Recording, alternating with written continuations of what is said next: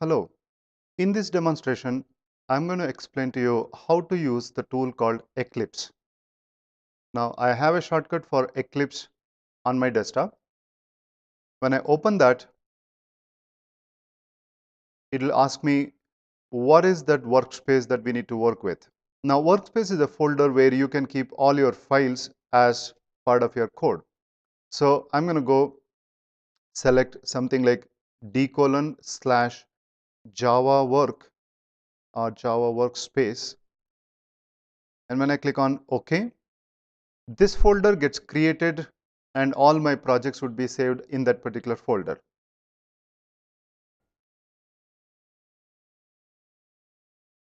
So here is my Eclipse opened. The welcome screen can be closed, and anytime if you want you can get that back by using help, welcome. And it's a good idea to go and have a look at this overview and samples and some tutorials to understand what is new with this. Now take some time out and visit these pages. Now what you see on the screen is called a workbench, and the workbench is made up of a menu bar, a toolbar, and a lot of panes here. Now these panes in Eclipse are called views, so hence you have a menu option called show view, and as you can see there are many of them which are shown over here. Now you can always close any of the views and then get them back from show view and project explorer. Now you can also move that around by dragging and placing it somewhere else. And in case if you don't know what all you have closed and what you have added newly, if you want to get them back, there is a quick way of doing by going to this button here called perspective button. And on the perspective button, you can right click and say reset. It will confirm and then you can say yes. Now note that the perspective here says Java IDE. Similarly, you also have an option here called open perspective. And you can see that there are few perspectives and there are few more here in the other button. And I can select Java IDE, which is the default, or I can choose something else, for example, Java. Now, when you change the perspective, the layout of your workbench changes. For example, earlier we had Project Explorer, and now we have Package Explorer. We had servers and data source explorers. They are gone, and in place of that, I have Java doc, declarations, and so on. Now, a perspective also is responsible for what menus should be shown. For example, if you look at this now, since I'm in the Java perspective, the new option has Java project, package, class, inheritance, interface, enum, etc. However, the moment I switch to a different perspective, the menu file new has a different set of options, JPA project, enterprise application project, and so on. That also will be affecting some of the right click options, and these perspectives can also be customized. For example, in the Java perspective, if I am not interested in task list and declarations, and I also want some other view such as Project Explorer, so I can select that Project Explorer. I can also have a navigator, and I can also have something called console, and I can arrange the console so that I can see them in along with the package and navigators and so on. Maybe I want to resize, and then I can also save this as my own. So all I have to do is to right click on this perspective, save as. I can say Vinod's Java perspective or just Vinod's Java. And when I say OK, now you can see I have this. I can also go to this button here and select Java perspective to get back the Java perspective, or probably reset that, or I can switch to Vinod's Java perspective now. Now that we know what is a perspective, Let us see how to create a program and execute the same. Now, a program is a Java class, but you cannot simply create a class without a project. We need to start creating a project, which I can do by saying new from the file and say new Java project. Alternately, there is a small toolbar here which says new Java project, or another way is in the package explorer I can say new Java project. Even in the project explorer I can say new Java project. Of course, if you don't see a Java project, you can always go to other and search for Java, and then you can see that you will see a Java project over here, and then select that and say OK. Now my favorite is to go with this toolbar button and select a Java project. When you create a new Java project, you will see a dialog box where you give a Java project name. For example, I'll type Java Basics. Note that it is going to be created under our workspace folder. Under that, a folder for each project will be created.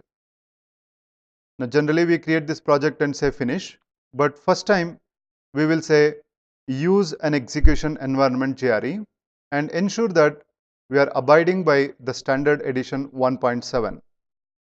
So that is because we are learning 1.7 version of Java. Now you can also specify a different JRE. Now that depends on what JRE is installed. Now if you remember in our C drive program files, this is the folder that was available. So you can also install multiple different versions of Java and then check that as well. You can also specify that, hey, whatever the JRE that is currently defaults to your workspace, use that. Now this would be helpful if you are downloading somebody else's project and they have specified use default JRE, then it will pick up the JRE from your workspace, not from what the original author has used. Now for all good, I'm going to use an execution environment JRE, which is Java SC 1.7, and I say next. In the second step, we might want to refer to certain other files, a source code written elsewhere, or another project where I might have imported or I have created a project earlier to this, I can refer, or I can use references to some jar files from third-party libraries or even my own libraries. And this this particular tab here shows in case if the same class is available in multiple sources, which one needs to be prioritized. Now, since we don't have any such requirement at this point in time, I simply click finish. Now that we have Java Basics as the project folder, you can expand that and see that they look different in Package Explorer and Project Explorer. Now you also will see that they are different in Navigator. Navigator is more like Windows Explorer, where it just shows every file available as if it is showing from the Windows. Whereas if I go to Package Explorer, this is more to see with what files I have referenced and so on. Now in order to start creating a file, so we'll right click and say new class. And once again, I'm going to start with a class called Hello World. Now, as you can probably notice that as soon as I started typing, there is a warning that came that says the use of default package is discouraged. And that's because I left the package text box blank. Now, for now, let us just give something like co.vinod and then say finish. We'll discuss about the package in later session. Now, note that the font for this particular editor is predefined and it is very small for me. So if you feel so and if you want to change that, you can always go to Window, Preferences, and then there are so many options and you don't have to worry because you can search for that by typing font. And you can see the entire tree structure here got filtered and we got colors and fonts. And under colors and fonts, I have to go to Basics, and the last option there is text font. I edit and I choose 14 as my font and say OK, OK. And now that this is readable, I can start working with this class. So the class was created for me. And at the same time, the Eclipse IDE also has compiled this source code. For example, if I go to this navigator, and you will see that under SRC, there is a package folder called co. Within that, there is a folder called Vinod. Within that, there is a file called helloworld.java. But at the same time, like SRC, there is another folder called bin, standing for binary. And there is a co, Vinod, and helloworld.class.